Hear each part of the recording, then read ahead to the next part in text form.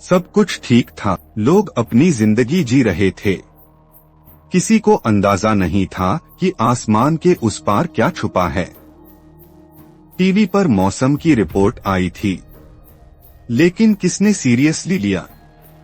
बर्फ गिरने वाली है, लेकिन हल्की सी लोगों ने सोचा ये तो आम बात है। रूटीन की स्नोफॉल। एक माँ अपने बच्चे के साथ टीवी देख रही थी। एक आदमी अपनी कार धुलवा रहा था और एक लड़का स्नोमैन बना रहा था। लेकिन फिर शाम होने से पहले हवा का रुख बदल गया। तापमान 2 डिग्री से सीधा -10 पर आ गया और फिर बर्फ गिरी, लेकिन इस बार कुछ ज्यादा। हर कोने से हवा चीखने लगी। बर्फ ने हर दरवाजे पर दस्तक दी और कुछ ही देर में शहर ने अपने दरवाजे बंद कर लिए। रात होते होते बिजली चली गई, फोन सिग्नल्स भी डेड हो गए। लोग कांप रहे थे, लेकिन बर्फ बिना रुके गिरती रही। एक माँ अपने बच्चे को चादर में लपेट कर बैठी थी और बच्चा बस इतना पूछ रहा था, माँ हम बच जाएंगे ना? ये सिर्फ बर्फ नहीं थी, ये मौत का पैगाम था। एक सफेद मौत जो सब कुछ जमा देने आई थी। शहर अब बर्फ के नीचे दब चुका था। हर सड़क, हर गली एक सफेद कैदखाना बन चुकी थी। कारों के इंजन फ्रीज हो गए थे, घरों के हीटर बंद पड़ चुके थे। घर के अंदर लोग चुपचाप कांपते हुए बैठे थे।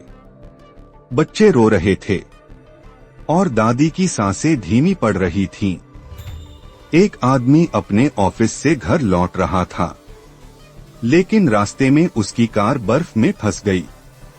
उसे लगा कुछ ही देर में मदद मिल जाएगी, लेकिन 3 घंटे बीत गए और कोई नहीं आया। बस एक रात और सुबह हो जाएगी तो सब ठीक हो जाएगा। लेकिन सुबह नहीं आई, क्योंकि तूफान थमने का नाम ही नहीं ले रहा था और लोगों की उम्मीदें भी बर्फ की तरह जमने लगी थीं। एक किशोर लड़का अपने छोटे भाई बहनों को गर्म रखने के लिए आग जलाने की कोशिश कर रहा था, पर घर में सिर्फ 2 माचिस की तीलियां बची थीं। डरो मत, मैं हूं ना, सब ठीक हो जाएगा। इस तूफान ने सिर्फ शहर को नहीं, लोगों के हौसले और इंसानियत को भी परखा। जब सरकार भी लाचार हो चुकी थी, तब कुछ आम लोग मसीहा बनकर आगे आए। वो अपने घरों से निकले, बर्फ को चीरते हुए, ताकि दूसरों की जान बचाई जा सके। किसी ने एक बुजुर्ग दंपति के लिए कंबल पहुंचाया, किसी ने एक भूखे बच्चे के लिए दूध। तूफान का गुस्सा जितना बड़ा था, लोगों का एक दूसरे पर भरोसा उससे कहीं बड़ा साबित हुआ। किसी ने ऊपर वाले से दुआ की, किसी ने अपनी रोटी किसी और को दे दी।